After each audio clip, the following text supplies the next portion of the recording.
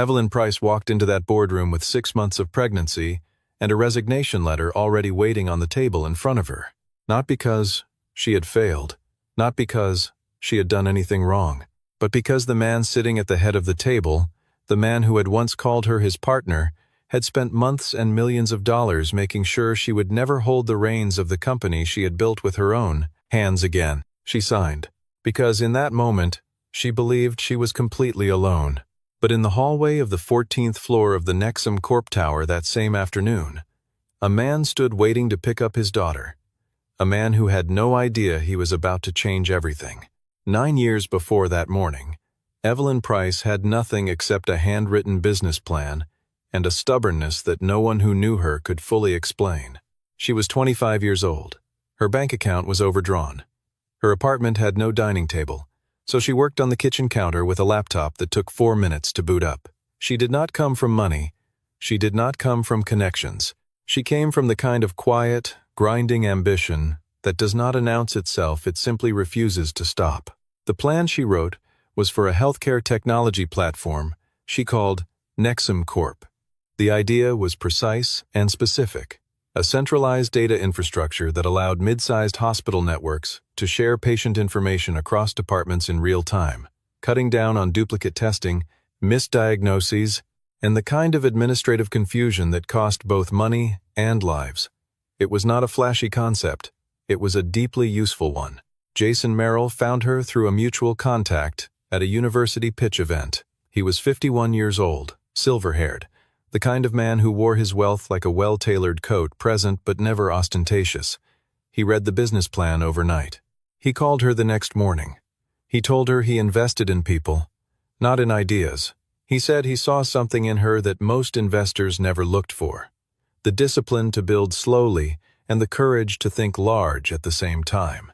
He put in the first round of capital. They co-founded the company together. He held 31% of the equity. She held 31%. The remaining 38% was distributed among a small group of institutional investors and board members who joined over the following 3 years. For 6 of those 9 years, the arrangement worked. Nexum Corp grew from a team of 7 people in a shared co-working space into a tower in the financial district with 800 employees, contracts with 14 hospital networks across the country, and a valuation that had crossed $340 million by the time Evelyn turned 33. She was profiled by 3 national business publications. She sat on 2 industry panels. She turned down a speaking invitation from a conference she considered beneath the company's level, and that decision alone generated more coverage than most companies get from a press campaign. And through all of it, she carried a small tin of ginger crackers in her handbag. Not because she liked them. She had never particularly liked ginger crackers. But she was 6 months pregnant, and her stomach turned every morning around 9 o'clock without fail, and she had learned that 3 crackers eaten quietly under the conference table prevented the kind of physical discomfort that she could not afford to show in a room full of men who were already looking for reasons to question her. Focus. No one on the board knew she was pregnant. She was waiting for the right moment to tell them. She understood that in the world she inhabited, a pregnancy was not simply news. In the wrong room, at the wrong time, it was leverage for other people. It was a way for them to write a story about her that she had not written herself. She had spent 9 years making sure no one else wrote her story. She was already too late. Her assistant, Giselle Marsh, was 31 years old and had worked with Evelyn for 4 years. She was the kind of person who noticed things without being asked to notice them, the kind of quiet intelligence that powerful people either take completely for granted or recognize as irreplaceable. Evelyn had recognized it within the first 3 months. On a Tuesday morning in October, Giselle placed a single sheet of paper on Evelyn's desk. She did not explain it. She simply set it down, tapped the upper right corner once with 2 fingers, and walked back to her own station. The paper was a printed email. It had been forwarded incorrectly, sent to an address that differed from the intended recipient by a single transposed letter, and from there had been routed automatically to a shared administrative inbox that Giselle monitored. It contained a meeting invitation. The attendees listed were Jason Merrill, Adrian Cole, and 3 of the 5 remaining board members. The location was the private conference suite on the 20th floor. The time was 6:30 in the morning that coming Thursday. The agenda field contained a single line. Asterisk, Leadership Continuity Review, Preliminary Discussion. Asterisk. Evelyn's name was not on the invitation. She read the email once. Then she folded the paper, placed it in the inner pocket of her blazer, and returned to the presentation she had been reviewing. She ate one ginger cracker. She drank a sip of coffee that had gone cold 20 minutes ago. She had always known what betrayal smelled like. She had first encountered it at 22. In a professional context she rarely discussed. It smelled like cold coffee, like something completely ordinary that you only notice when it is already too late to do anything about the temperature. Thursday came. Evelyn arrived at the building at 6:15. The basement parking level was nearly empty, but the private elevator, the one that served the executive suites on floors 19 through 22, showed a recent access log on the security panel. 2 swipes. 6:08 and 6:12. Giselle was already in the lobby, her coat still on. She said nothing when she saw Evelyn's face. She only said, "Cole's car is in level 2. Merrill used valet." Evelyn rode the elevator to the 20th floor. When she opened the door to the private conference suite, all 5 people inside turned to look at her. No one stood up. Jason Merrill sat at the head of the table and offered the kind of smile that people only produce when the outcome has already been decided, and the performance is just courtesy. It was a small smile, almost gentle.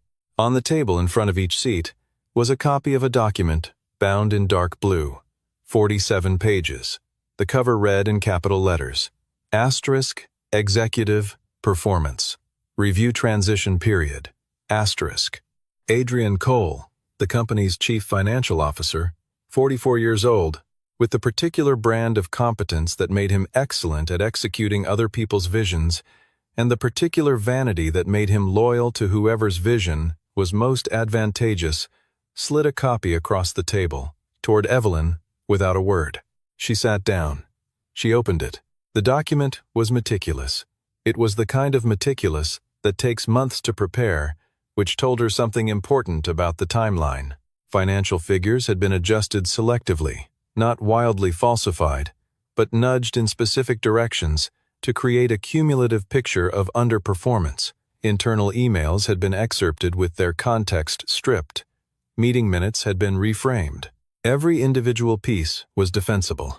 The architecture as a whole was a fabrication.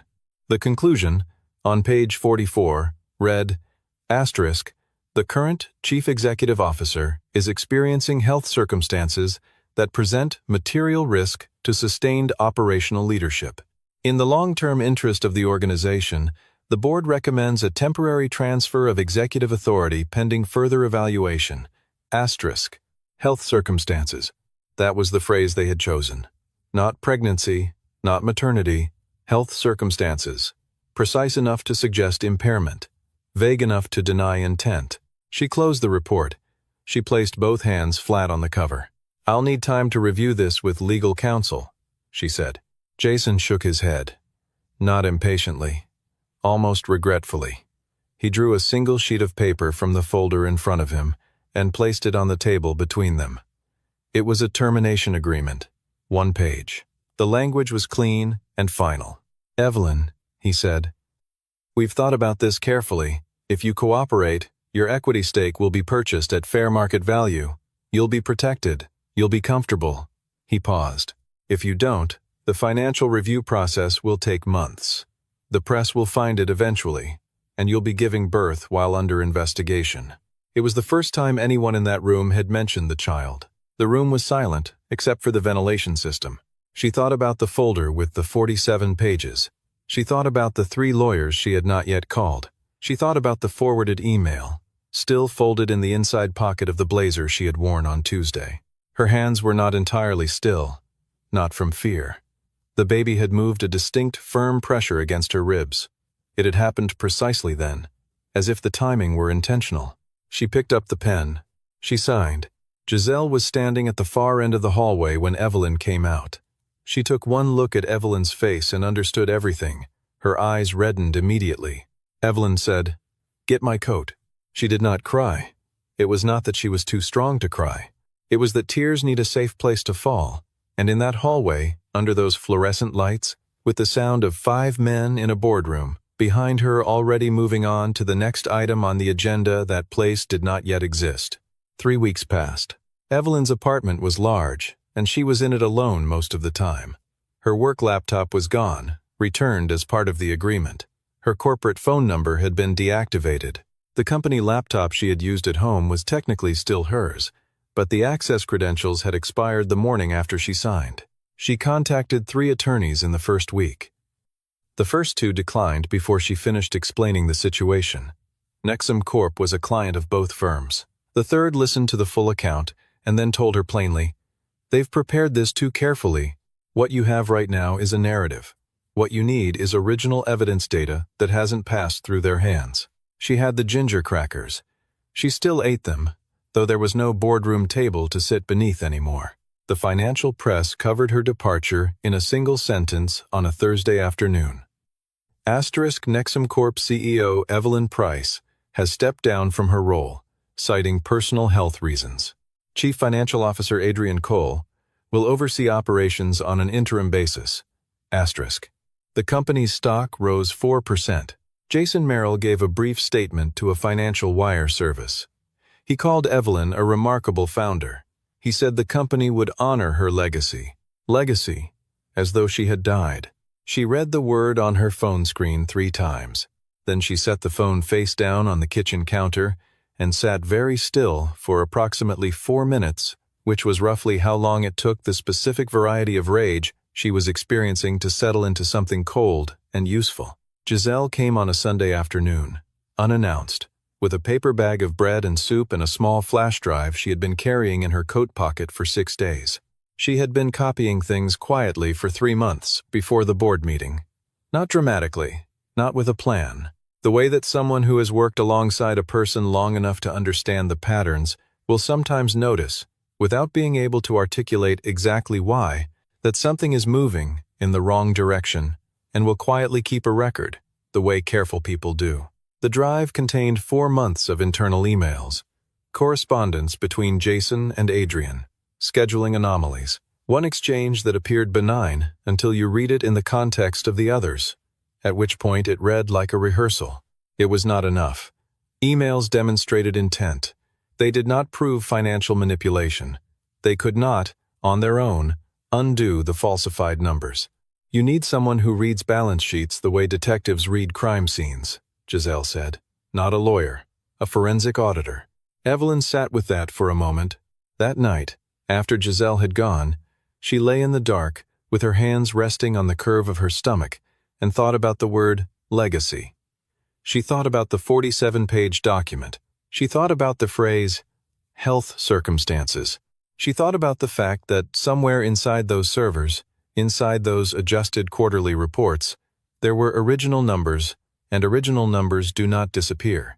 They leave traces. They leave the faint, indelible marks of what they used to be. She sat up. She opened her personal laptop. She typed 3 words into the search bar. Forensic Financial Auditor.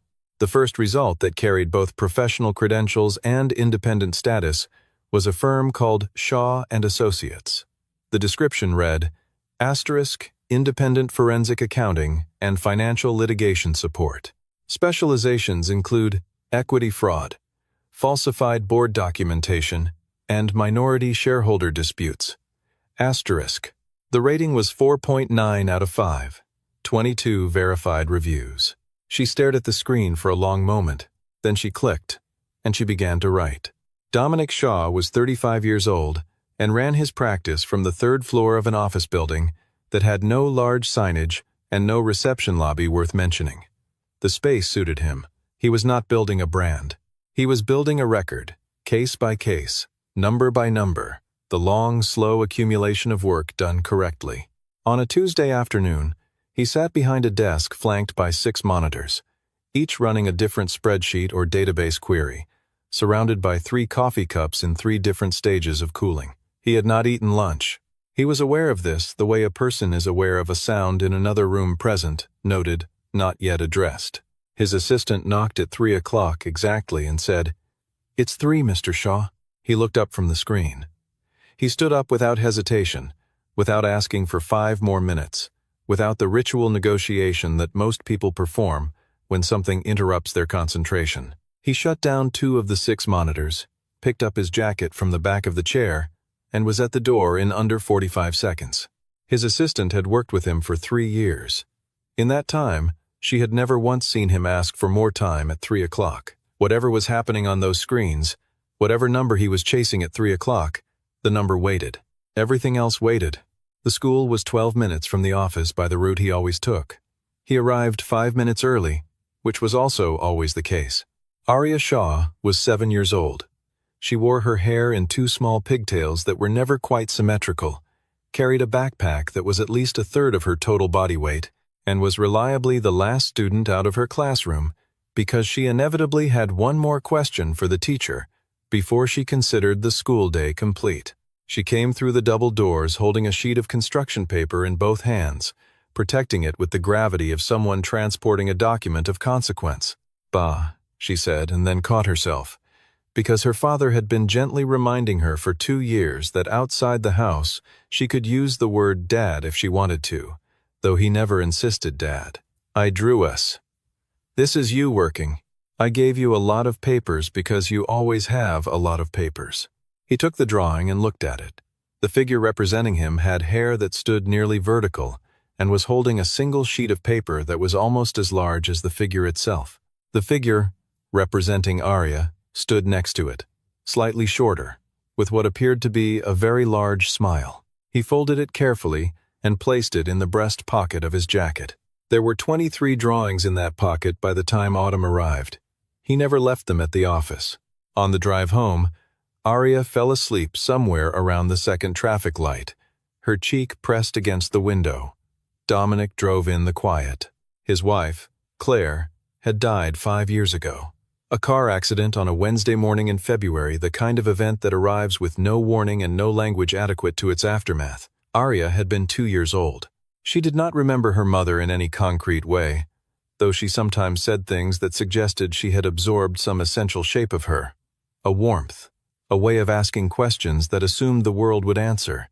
Dominic had not remarried, not because he had closed that door in any deliberate way, but in the years immediately after Claire's death, every unit of available energy had been directed toward one purpose, making certain that Arya grew up without the specific quality of absence that he feared most, the kind a child feels not in the big moments, but in the ordinary Tuesday afternoon ones. And somewhere in the discipline of that effort, it had simply become the shape of his life. The work, the 3 o'clock pickup, the drawings in the breast pocket, the quiet drives home. He understood, at a cellular level, what it cost to lose something you had built with your life. He understood it in a way that could not be learned from a textbook or a case file, and because of that understanding, he had never once questioned a client who fought to hold on to something that mattered to them even when the fighting looked, from the outside, like it couldn't possibly succeed. He was reading email that evening when he found it. The subject line read, "Asterisk potential case corporate equity fraud, Nexum Corp asterisk." He read it once. Then he read it again. The email was not emotional. It did not contain appeals for sympathy or lengthy personal history. It contained a specific description of the situation, a precise articulation of what the writer believed had been done and how, and 3 targeted technical questions about forensic methodology. The writer clearly understood financial structures. She was not asking him to explain the process to her. She was asking whether the process could yield what she needed. He recognized the quality of thinking in those 3 questions. It was the thinking of someone who had already done the preliminary analysis themselves and arrived at a wall that required a specific tool to get past. He typed a reply. Asterisk, Wednesday. 9 a.m., my office. Bring everything you have. Asterisk, he sent it. Then he returned to the spreadsheet that was still open on the center screen. He did not know who Evelyn Price was. He did not know what the case would require, or where it would eventually lead him. He knew one thing. The numbers in a falsified report always tell on themselves. Someone who knew how to listen could hear them. She arrived on Wednesday in a long coat that she wore buttoned despite the mild weather. She set down a flash drive, a printed folder, and a dark blue-bound document on his desk before she had finished sitting down. Dominic shook her hand. He did not look at the coat. He did not ask about her health or her circumstances or anything other than whether she preferred coffee or water. When she said water, he got it. He opened the dark blue document. He turned through the first 3 pages in silence, reading with the specific quality of attention that makes no external noise, no commentary, no reactive sounds. On page 12, he stopped. "This table has been adjusted," he said. It was not a question. "I know," Evelyn said. "Who did it?" "Adrian Cole, the CFO. But I can't prove it." He looked up from the page. "Not yet." He explained how he would approach it. Not simplified, not rushed. He laid out the methodology in 3 distinct layers: internal consistency analysis within the document itself, cross-referencing against externally filed financial records that existed independent of the board's version, and metadata forensics on the digital files, modification dates, user credentials, IP addresses. Every layer built on the one before it. Every layer narrowed the field until what remained was not an allegation but a documented fact. Evelyn followed every word without asking him to repeat anything or slow down. She asked 2 precise clarifying questions, both of which demonstrated that she had already thought through the implications of each layer before he described them. It was the first time in several weeks that he felt he was working alongside someone rather than working for them. After 4 hours, he found it. A discrepancy in the third quarter revenue figures. The number in the board report was $2,300,000 higher than the same quarter's number in the corresponding tax filing, a public document, externally verified, created by a different team under a different compliance framework. This was not a rounding error. This was not ambiguity. This was a number that had been placed, with intention, into a document that would be read only by people who were not expected to cross-reference it. Evelyn stared at the screen. Her hands tightened on the edge of the desk. "That's the surface," Dominic said. "If they did it in Q3, they did it before. How long to find the full picture?" 2 weeks. If you can get me access to the raw internal accounting files. I don't have access anymore." He paused for 1 beat. "Does Giselle?" At 4 o'clock, his phone lit up with the name of Aria's school. He stood immediately. 20 minutes, he said, already moving toward his jacket. Evelyn nodded. She watched him go the way he moved, the completeness of the transition, the absence of apology in it. When he was gone, she sat alone in the office for the first time. The 6 monitors hummed quietly. On the corkboard beside the window, a crayon drawing was pinned at the top with a single tack, a figure with vertical hair and a giant piece of paper, standing next to a smaller figure with an enormous smile. She placed her hand on her stomach. The baby turned slowly, a long rolling movement, unhurried. She was still looking at the drawing when she heard the door. Aria came in first, because she always came in first, carrying the remnants of an ice cream bar and trailing conversation about something that had happened at lunch. She stopped when she saw Evelyn, surveyed the situation with the calm confidence of a person who has never been taught that adults are not also worth examining, and said directly, "Your stomach is really big. Is there a baby in there?" "Yes," Evelyn said. "The baby is probably sleeping. I always fall asleep when I sit still for a long time too." Dominic said her name once, quietly. Aria redirected her attention to the ice cream. Evelyn looked at the child, and then she looked at the man standing in the doorway with his jacket still half on, watching his daughter with the particular expression of a parent who is simultaneously correcting and quietly amazed by the person they are raising. For the first time since she had signed that paper, she smiled. It was small, but it was real. They returned to the work. The plan was settled. Giselle would use her remaining access to pull raw accounting exports before that access was terminated. Dominic would audit backward. 2 weeks. Day 9 of the 2-week plan. Giselle had extracted the 3rd batch of accounting files when the automated security system flagged her activity. The email was immediate. Asterisk. Unusual access pattern detected, account activity logged for review. Asterisk. She deleted the notification. She knew it didn't matter. The following morning, her access card no longer opened the door to the 12th floor. By midday, a letter from Nexum Corp's legal team arrived at Evelyn's apartment. It cited the non-disclosure and non-interference clauses of the termination agreement. It alleged that she had violated those clauses through the unauthorized collection of internal documentation. It requested that she cease all such activities immediately and preserve all materials for potential litigation review. 2 hours later, a financial reporter sent her a text message, asking if she would comment on rumors of a personal investigation connected to her departure. Jason was releasing information in controlled fragments. He didn't need a courtroom. He needed a headline with a question mark. He needed doubt, distributed early enough to neutralize whatever was coming before it arrived. On the same afternoon, an anonymous complaint was filed with the National Independent Auditors Commission. The complaint alleged that one Dominic Shaw had entered into a professional engagement with a material conflict of interest related to the Nexum Corp matter. It was a clean piece of work. If the complaint gained traction, Dominic's license could be suspended pending review. His findings, however thorough, would be inadmissible in any formal proceeding while the investigation was open. He read the notification in the afternoon. He sat with it for a moment. He set it down. He finished the cup of coffee in front of him and turned back to the screen. His assistant knocked and asked, with genuine concern, whether he wanted to pause the engagement. "Not until it's done," he said. That night, Evelyn called him at 11. "I can't let you keep going," she said. "Aria needs you here. If your license is suspended because of this." There was a silence at the other end. Not the silence of someone preparing a speech, the silence of someone considering whether to say something true. "Evelyn," he said, "did you ever wonder why I took this case? Because I'm paying you. That's not why." She waited. "I took it because that 47-page report was designed to knock someone down before they could speak, before they could defend themselves. I've seen that kind of document before. I know exactly what it takes to build one, and I know exactly what it means when someone spends that much time building one."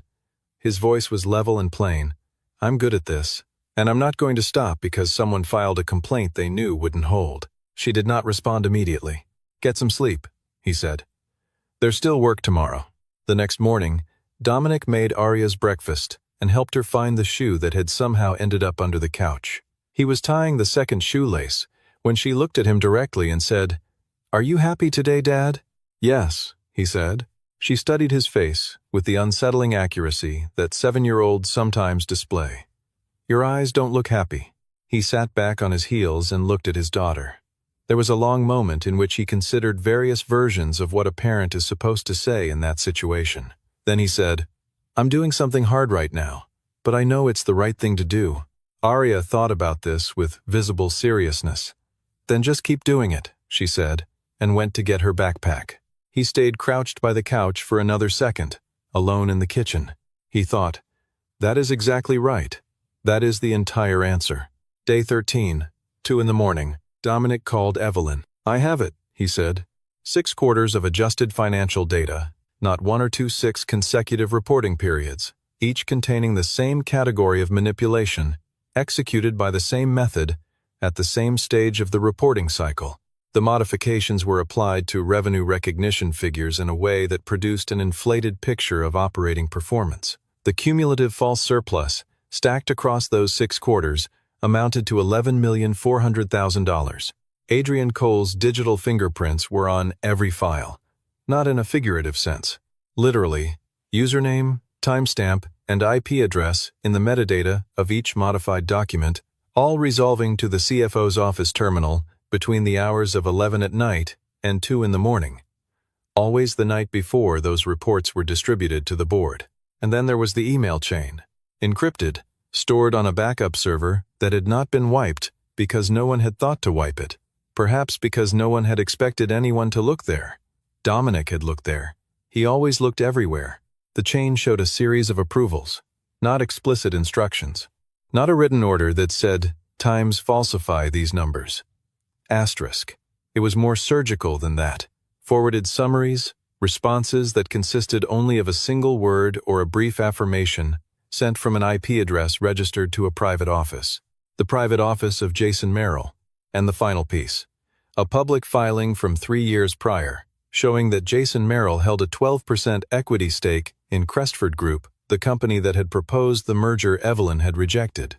The merger that would have made Jason's stake worth approximately $40 million. "They built this 6 months before you got pregnant," Dominic said. Evelyn was quiet on the line. They started when you declined the Crestford deal, he continued. The pregnancy gave them a convenient narrative, but the motivation was financial from the beginning. She exhaled slowly.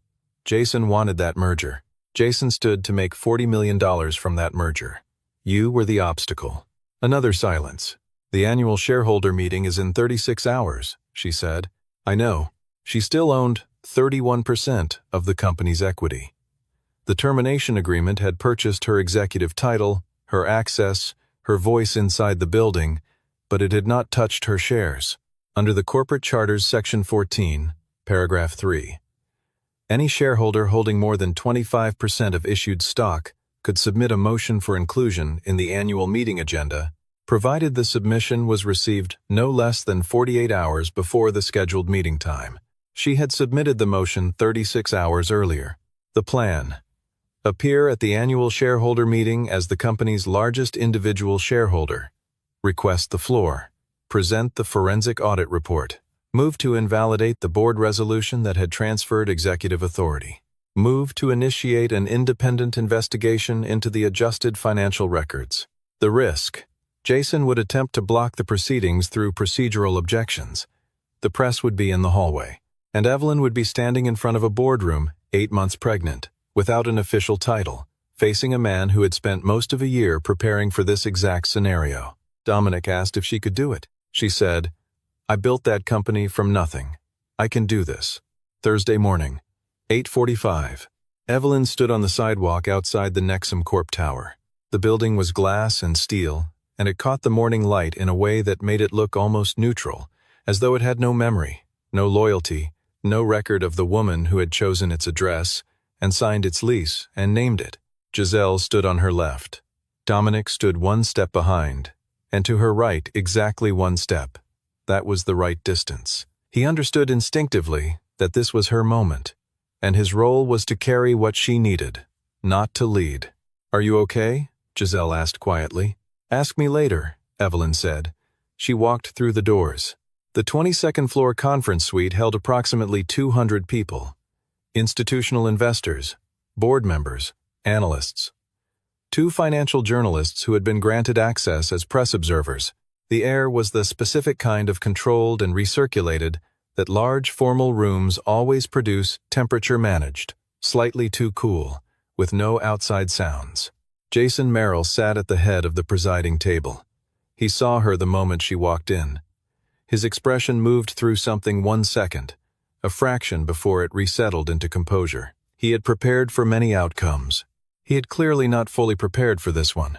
Evelyn, he said, in a tone calibrated to suggest gentle surprise. This is the annual shareholder meeting. You're no longer affiliated with. I remain the single largest individual shareholder of this company. She placed a sealed envelope on the table in front of him, and per Section 14, Paragraph 3 of the corporate charter, I submitted a motion for inclusion in today's agenda 48 hours ago.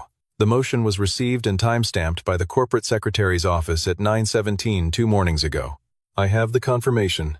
She placed a second sheet beside the envelope. The room was quiet in the specific way that rooms go quiet when no one is certain what happens next. Jason's legal counsel stood up and began a procedural objection grounded in the terms of the termination agreement. The objection was prepared. It was carefully constructed. It moved through 3 distinct arguments in approximately 90 seconds. When he finished, Evelyn responded to all 3 in sequence. She did not raise her voice. She did not accelerate her delivery. She answered each point directly, citing the relevant section of the charter or the applicable clause of securities law. And when she had finished, she said, "The termination agreement restricts my operational role. It does not restrict my rights as a shareholder. Those are not the same thing." The door to the conference suite opened. Dominic Shaw walked in, dark suit, the folder of documentation under his left arm. He came to a stop inside the room and addressed the assembled group. My name is Dominic Shaw. I hold certification number FFA 4471 from the National Independent Auditors Commission. At the request of this company's largest individual shareholder, I have conducted a forensic review of Nexum Corp's financial reporting over the past 6 quarters. I'm prepared to present my findings to the board and to any shareholder who requests it. The representative from Harbison Group, an investment fund that held 18% of Nexum Corp's issued equity, making them the second largest shareholder in the room, raised his hand. "I'd like to hear the findings." 2 more hands followed. Then, a fourth. Jason said nothing. Dominic connected to the presentation system and began. He did not use emotional language. He did not allege, accuse, or interpret. He presented data. The first slide showed 2 columns, the third quarter revenue figure from the board report and the same quarter's figure from the corresponding tax filing. The gap between them was $2,300,000. A single horizontal line connected the 2 numbers. He let the room read it without narration for 5 full seconds. The second slide showed the same analysis across 6 consecutive quarters. The shape of the manipulation became visible the moment the data was organized chronologically. A consistent upward distortion in the board-facing numbers, quarter over quarter, steady and methodical and invisible to anyone who had access to only one of the 2 datasets. The third slide showed the metadata: username, timestamp, IP address, repeated 6 times across 6 quarters, with the precision of something performed according to a routine. The fourth slide showed the email chain dates redacted for initial presentation, content visible, forwarded summaries, single-word approvals, a chain of explicit awareness, documented digitally, stored on a server that had not been cleared. The fifth slide showed the public equity disclosure from 3 years prior. Jason Merrill's name. The Crestford Group. 12%, the approximate value of that stake if the proposed merger had been completed. Adrian Cole stood up and said it was fabricated. The Harbison Group representative said, without raising his voice, "Mr. Cole, please sit down." A board member, one of the 3 who had attended the private meeting in October, who had been quiet since Evelyn had entered the room, set down the copy of the report he had been reviewing. He looked across the table at Jason and said, "Jason, I need you to explain slide 4. Jason looked at Evelyn. For the first time in the entire proceeding, for the first time perhaps, in a very long time, he looked at her without anything else behind the look. No strategy, no performance, no calculation about what impression he was managing. She looked back at him steadily. Power does not always dissolve in a dramatic moment. Sometimes it dissolves in a silence, the particular silence of a room full of people, realizing, one by one, that they have been given a version of events that was constructed for them rather than reported to them. That was the silence that filled the 22nd floor. The Harbison representative assumed temporary chair of the proceedings and called for votes. The resolution to suspend the board's transfer of executive authority was put to a vote. It passed, 7-2. The resolution to open an independent investigation into the company's financial reporting practices over the previous 6 quarters was put to a vote. It passed, 8-1. The resolution to appoint an interim chief executive to serve during the investigation period, with Evelyn Price nominated, was put to a vote. It passed, 6-3. Adrian Cole left the room before the 4th vote was called. He did not look at anyone on his way out. Jason Merrill sat in his chair and looked at the table.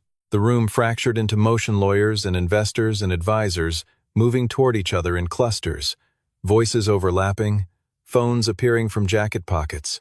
Giselle crossed the room and held Evelyn without words. It was a long moment. In the corner, Dominic was closing his documentation folder, aligning the pages, pressing the cover flat. He worked with the same absence of ceremony with which he had begun, as though the outcome was simply the natural result of the method, and the method had simply been applied correctly. Evelyn walked across the room to where he stood. "Thank you," she said. "I read the numbers." "No. You stayed when I told you to leave." He didn't answer immediately. He looked out the window at the morning light over the city, which was ordinary and unhurried, and completely indifferent to what had just happened in this room. "Arya asked me last night if we'd won yet. I told her I didn't know." He paused. "Now I know." The independent investigation confirmed every element of Dominic's findings within 3 weeks of its commencement. Adrian Cole resigned from the company and began cooperating with the federal prosecutor's office in exchange for a reduced recommendation on sentencing. His cooperation included a detailed account of the method, the timeline, and the instructions he had received.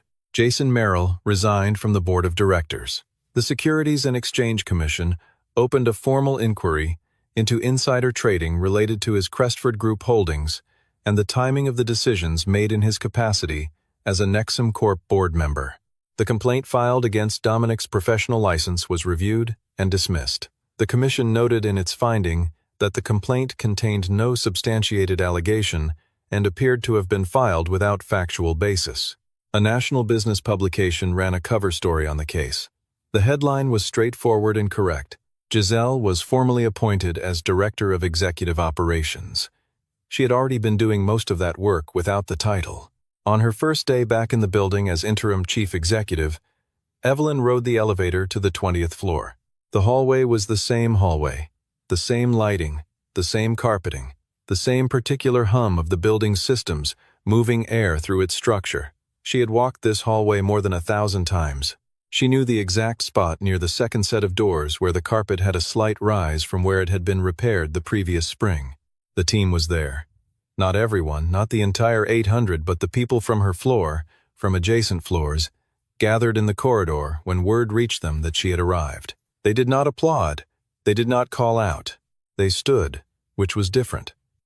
The kind of standing that people do not choreograph and cannot fake, the kind that means something specific about what they believe.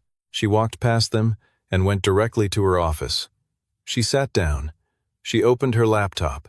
There were 847 unread emails. She started with the first one. 6 weeks after the shareholder meeting, at 3:14 in the morning, Evelyn Price delivered a son. She named him Elliot Price. He carried her name, and her name only not because there was no other story attached to his beginning, but because she was his story. She was the person who had stayed. She was the person who had sat in a dark apartment and opened a laptop at 2 in the morning instead of surrendering to the version of events that someone else had written for her. He arrived loud and emphatic, and 8 pounds exactly. And when the nurse placed him in her arms, Evelyn looked at him for a long time without saying anything, because there was nothing that needed to be said out loud. The baby who had kicked hardest in the moment she signed the resignation letter had arrived on a morning in March, in a world where the resignation had been overturned, and the woman who had signed it was the chief executive of the company she had built from nothing, and justice, imperfect and procedural, and slow as it is, had moved in the right direction. Dominic and Arya came to the hospital on a Sunday. Arya was carrying a rolled piece of construction paper, which she presented to Evelyn with the solemnity appropriate to the occasion. She had drawn a baby in what appeared to be a floating circle representing, she explained, the inside of a stomach with a large smile and 2 very round eyes. I drew this for the baby before he was born, she said, but then he came out before I could give it to you, so here it is now. Evelyn unrolled it and looked at it carefully. She thanked Arya with the specific sincerity that children can always detect and rarely receive from adults. Dominic stood in the doorway of the hospital room. 1 step inside. He was watching Arya hold Elliot with the concentrated caution of a child who understands that she is holding something irreplaceable. Did you ever think about having more children? Evelyn asked. She was not looking at him when she said it. Sometimes, he said. He was not looking at her when he said it. Arya had begun singing to the baby in a low, made-up melody that had no consistent key and was entirely her own. It was the least musical performance imaginable and one of the most earnest. The room was warm and quiet and full of the particular light that Sunday mornings in hospitals sometimes hold soft and unhurried and strangely kind. There was nothing else that needed to be said. The room had said it. Weeks later, on an ordinary Tuesday evening, Evelyn sat at her desk in the office with Elliot asleep in the small crib that had been installed beside the window at Giselle's insistence, and over Evelyn's initial mild objection. Her phone buzzed. A message from Dominic. Arya wants to know when Elliot will be old enough to learn to draw. She says she wants to teach him. Evelyn looked at the message. She looked at her son, who was sleeping with the complete conviction of someone who has never had a single thing to worry about. She typed back. Tell Arya that Elliot is already waiting. She set the phone down and returned to the document she had been reviewing. It was a proposal for a new partnership, a hospital network in the Pacific Northwest, 400 beds, a 3-year contract. She read the first paragraph, then the second. Outside the window, The city ran through its ordinary Tuesday with total indifference, all its lights and movement and competing purposes going forward without ceremony, the way cities do. That was the first message Evelyn Price had sent in a long time that had nothing to do with fighting for something. It was simply something she wanted. There are battles that seem lost the moment they begin, not because the person fighting them is weak, but because the person standing across from them started preparing long before the fight was announced. Evelyn Price signed that paper not because she had surrendered. She signed it because, in that moment, she believed she was standing alone. But being alone is not the same as being without options. And asking for help is not a confession of weakness. Sometimes the clearest form of strength is knowing when to reach through the dark and trust that someone on the other side will reach back. Dominic Shaw did not save her. He read the numbers that she already knew were wrong and found the way to prove it. The proving was technical. The courage was hers. She had sat in an empty apartment and opened a laptop at 2 a.m. when she could have stayed in the dark. That choice, quiet, unobserved, unwitnessed by anyone, was the moment the battle turned. Not in the boardroom, not in front of 200 shareholders. In a kitchen, alone, by the light of a screen, and Arya, 7 years old, with mismatched pigtails and a backpack too large for her body, had given both of them the only piece of advice that mattered when everything was difficult and uncertain and the outcome was not yet clear. Asterisk. Just keep doing it. Asterisk. Never mistake the moment someone falls for the moment they have been defeated. They are not the same thing. They have never been the same thing.